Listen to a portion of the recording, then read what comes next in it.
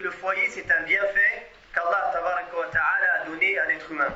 Comme Allah tabaraka wa ta'ala a dit Wallahu ja'ala lakum min buyutikum sakana. Et Allah a fait de vos maisons une habitation.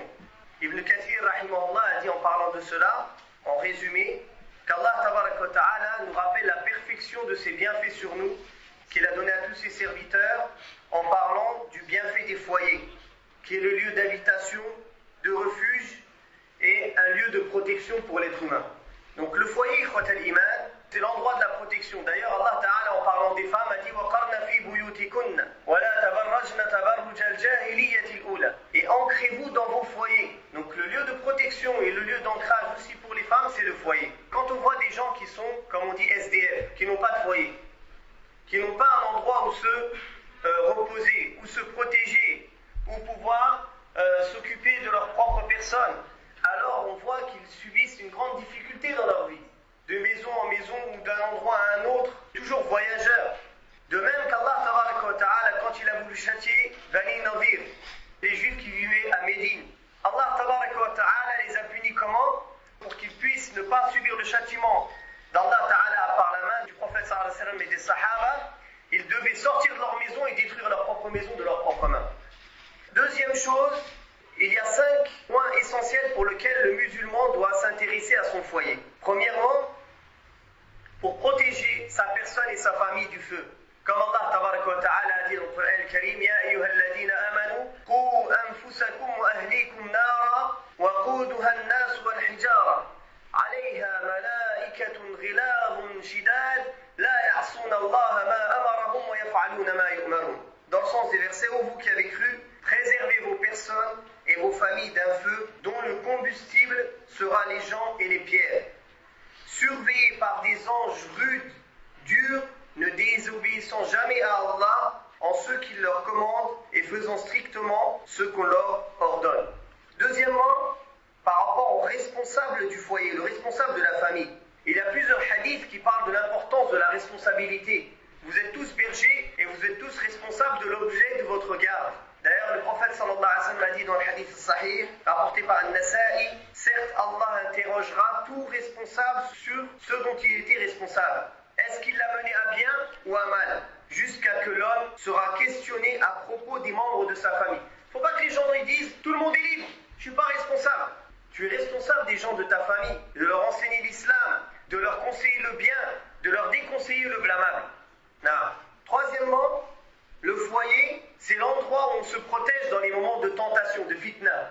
Et quand il y a des périodes de trouble, comme le prophète alayhi salatu wassalam a dit, heureux, et que le paradis soit pour celui qui retient sa langue, se contente de rester chez lui et pleure sur ses fautes. Dans un autre hadith, dans le sens du hadith, le prophète sallallahu alayhi wa sallam a dit, quiconque pratique l'une de ces 5 choses sera sous la protection d'Allah. Celui qui rend visite à un malade, celui qui est sorti en expédition, fi sabilillah, celui qui est entré chez son imam pour le soutenir ou pour le respecter, ou celui qui est resté chez lui de sorte que les gens soient à l'abri de ses méfaits et lui des leurs. Et ce hadith, il est rapporté par l'imam Ahmad. Donc plusieurs hadiths montrent que le foyer, c'est l'endroit où on peut se protéger et où on peut revenir quand il y a des périodes de trouble. Dans un autre hadith, rapporté par Daylami, c'est un hadith sahih, il est dans Sahih al-Jami', le prophète sallallahu alayhi wa sallam a dit, le salut de l'homme lors du trouble réside dans le fait de rester chez lui. Quatrièmement, le foyer, c'est l'endroit où on passe le plus de temps. Entre le moment où on y dort, le moment où on s'y repose, le moment qu'on passe avec notre famille. Et bien, si cet endroit-là, on ne l'a pas fait en sorte qu'il soit un endroit où on obéit à Allah, où on évoque Allah tabaraka wa ta'ala, alors la majorité de notre temps, elle va être dans la désobéissance ou dans la rafla. Cinquièmement, la piété du foyer, c'est le facteur principal de corriger la société. Le fait de corriger et de s'occuper du foyer, c'est un moyen de corriger la société. Car la société est composée de plusieurs foyers. Et si les foyers et les maisons se corrigent, alors la société se corrige. Beaucoup de gens disent, les sociétés dans les pays musulmans, ou les sociétés, elles ne sont pas corrigées à cause des dirigeants. Toi, tu es dirigeant d'une maison avec 5 habitants ou 7 habitants. Est-ce que tu as réussi à faire pratiquer la loi d'Allah chez toi?